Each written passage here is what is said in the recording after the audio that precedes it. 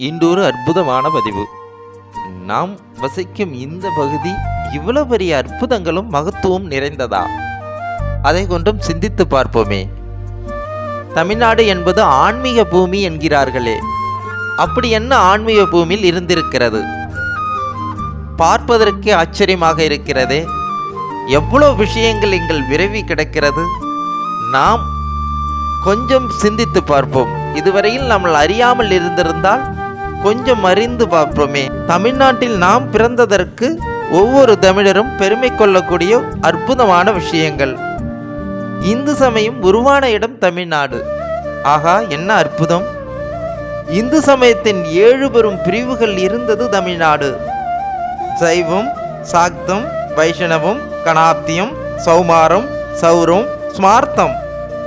சைவத்தின் முழு முதற் தெய்வமான சிவன் கோவில்களில் 283இல் 276 கோயில்கள் தமிழ்நாட்டில்தான் உள்ளது.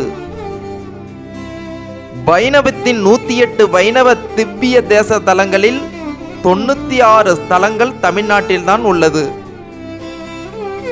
கௌமாரத்தின் 21 முருகன் கோயில்களில் 18 கோயில்கள் தமிழ்நாட்டில்தான் உள்ளது.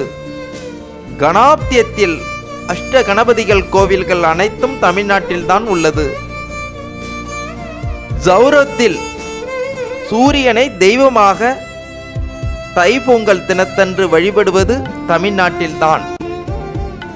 சாக்தாத்தில் பராசக்தி, நவதுர்க்கை அம்மன் கோவில்கள் இருப்பது தமிழ்நாட்டில்தான். முன்னுரிமை கொடுத்து வணங்கப்படுவது தமிழ்நாட்டில்தான்.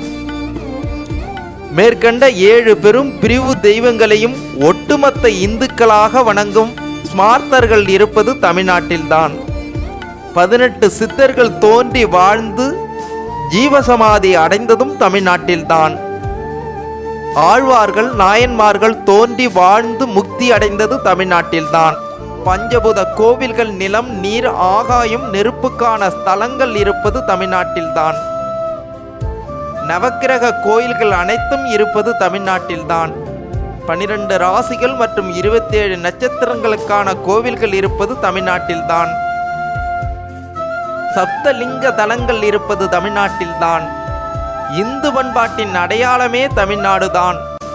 இந்து பண்பாட்டின் வாழ்வியல் முறையே தமிழ்நாடுதான். இந்து பண்பாட்டின் மருத்துவமான இயற்கை சித்த மூலிகை மருத்துவம் உருவானதே தமிழ்நாட்டில்தான். இந்து பண்பாட்டின் இயற்கை வேளாண்மை தோன்றி செழித்தோங்கியது தமிழ்நாட்டில்தான். தமிழ்நாடு முழுக்க முழுக்க ஆன்மீக பூமி. இதை நாம் வணங்குவோம்.